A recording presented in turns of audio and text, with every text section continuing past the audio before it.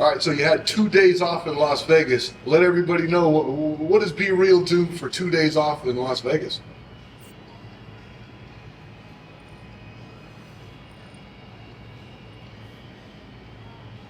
What does Be Real do in Las Vegas? All right, I guess moving right along. Let's talk about the show then. MGM Grand Arena. Word up. Stayed at the Cosmo, which is always a pleasure. Always a pleasure at Cosmos. Bad things happen at the Cosmo though. Bad. All right. Speaking of, I mean, can we talk about Las Vegas and what you did out there? Like, I know you had a couple of days off out there. What did you end up doing for fun in Las Vegas?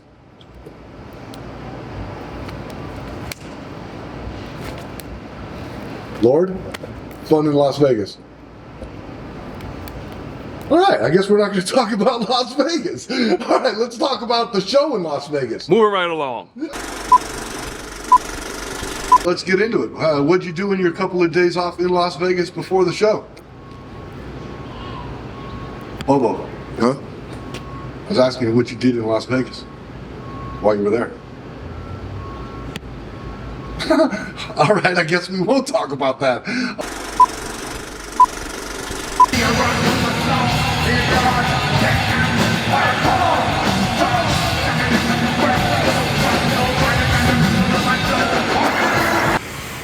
Leaving Portland, Oregon, we didn't stay there long enough, in my opinion, because, you know, it's Portland. But, been on this shoe hunt this whole goddamn tour. And where do I find the shoes? Third to the last show. In Portland on a travel day. We just happened to be around the Nike store, which was like 5 minutes around the corner. Finally got the shoes that I wanted at the end of the tour. Black Air Max 95s and the white ones. Who the fuck knew it was gonna take the whole tour to find the shoe I wanted to wear for the tour on stage? I mean, that's the kind of luck that was popping off on this tour. Much as like Trace's luck on the gammon board, you know what I mean? He got lucky in the last few games we played, and you know, he's now labeled himself Gammon King.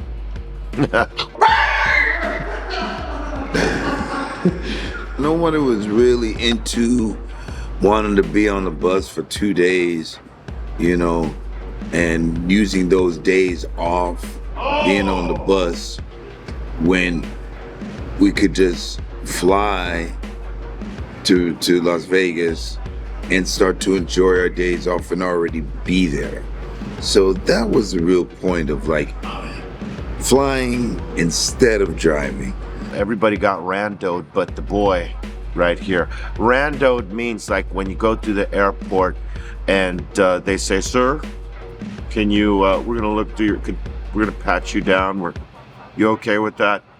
All of our guys surprisingly got randoed. How do a group of people get selected all randomly? That doesn't seem so random. But, you know, I sort of had the feeling, so I left early.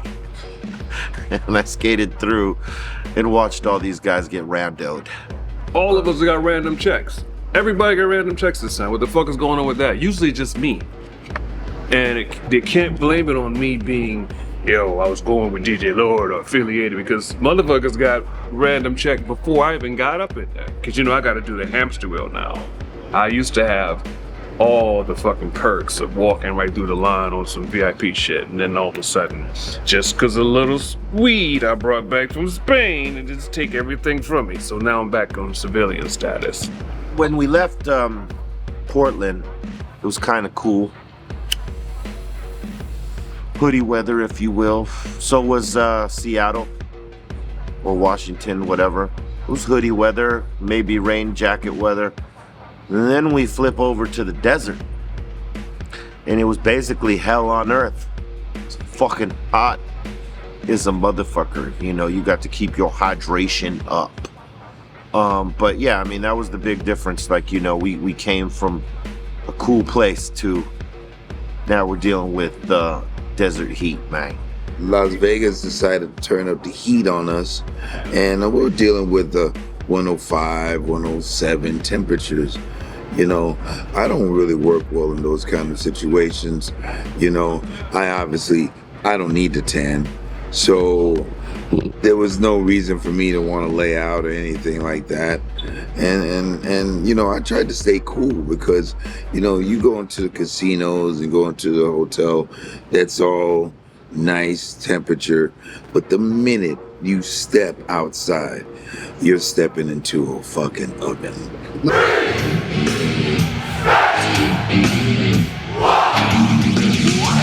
The show was fucking banging.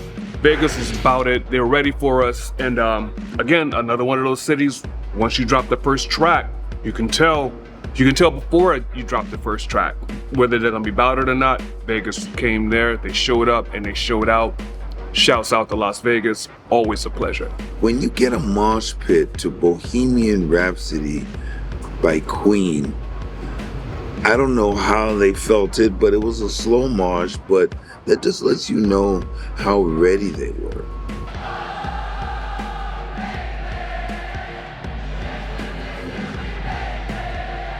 This shit was filled to the roof with folks. And I mean, you know, you're always trying to gauge your audience, right? To see, you know, how hyped they might be for your set.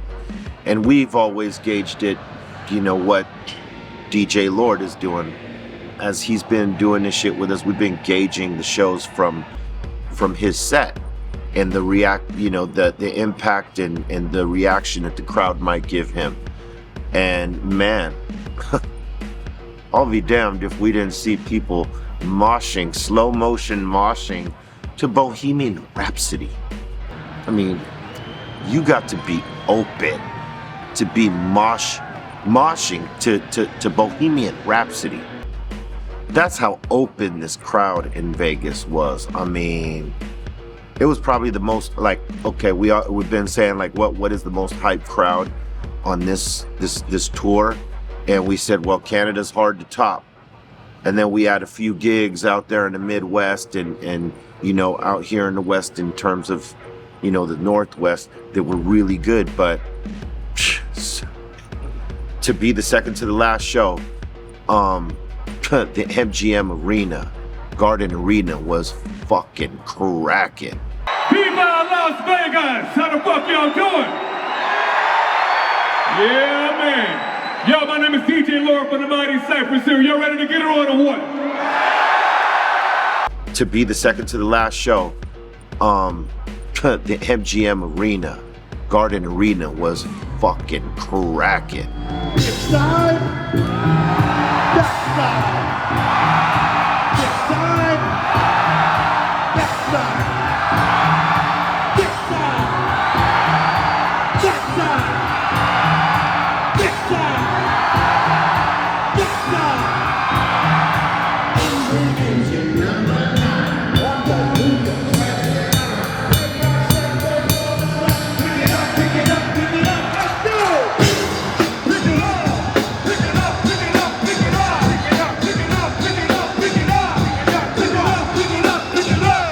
This was just very different. Like, usually a Vegas crowd is more relaxed, and if you're doing it out in an open air situation, meaning outdoors, it's gonna be hot, and people are fucking, you know, they're miserable at the same time trying to enjoy music, right? And that's tough to do. There's only so much energy you could give, but doing it in the MGM Garden, I mean, it was perfect because, I mean, you know, it's an indoor place.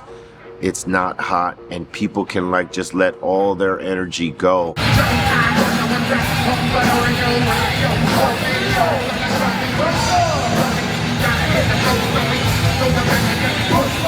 That show in Vegas with Slipknot, that was the livest show I've ever seen there that we've done, and you know, just whoever we've played there with.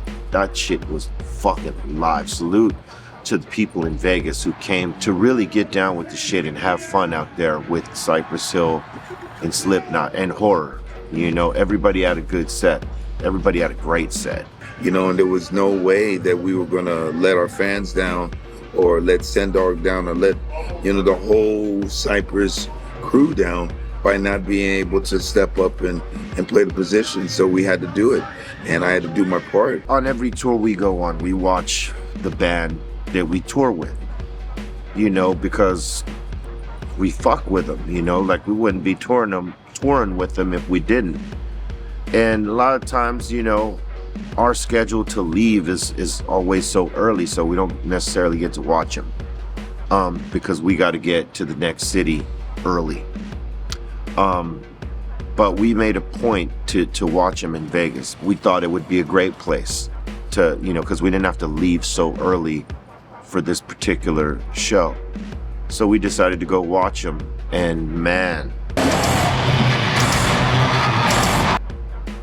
the brutality of the set is unlike any other. I mean, like, if you're sensitive with your ears, better take some earplugs.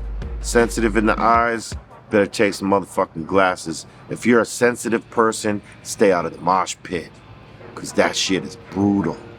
I was tempted. I wanted to run into the mosh pit and get down with the folks in there, because I seen they were losing their shit. I mean, you know, I wanted to lose my shit too.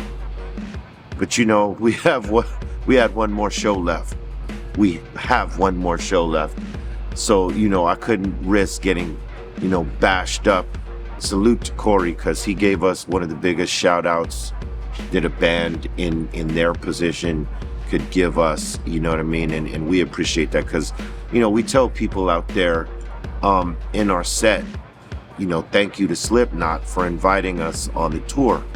And that's in all sincerity, because, you know, they could have had any band come and play these shows with them. You have no idea what it's like to be able to tour with one of the greatest hip-hop bands of all fucking time. Obviously, we miss Sendog, but goddammit, I want you all to scream so fucking loud we can fucking hear us all the way back home. You know what Cypress fucking here!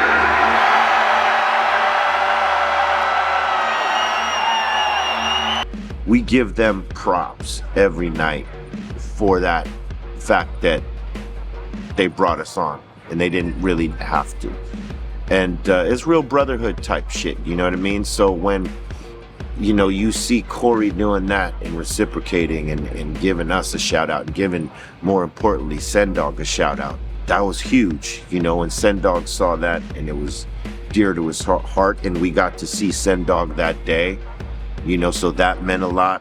It was just a fucking great day, man, you know. So having Sendog's energy present earlier in the day when he came to see us, you know, and going to see Slipknot and seeing Corey shout him out like that and shout the band out, man, that was fucking awesome. So yeah, and for everybody wanting to know what's up with Sendog, he's having a fucking good recovery. He's still got some work to do, but he's out and about, and you know, he's ready to do the work, and he was chilling with us. And, you know, salute to our brother. My dogs are barking. I still want to know what you did in Las Vegas for the last, you know, 2 days off with nothing to do. I'm sure you got into something. Pete? All right, well, I'm 0 for 3.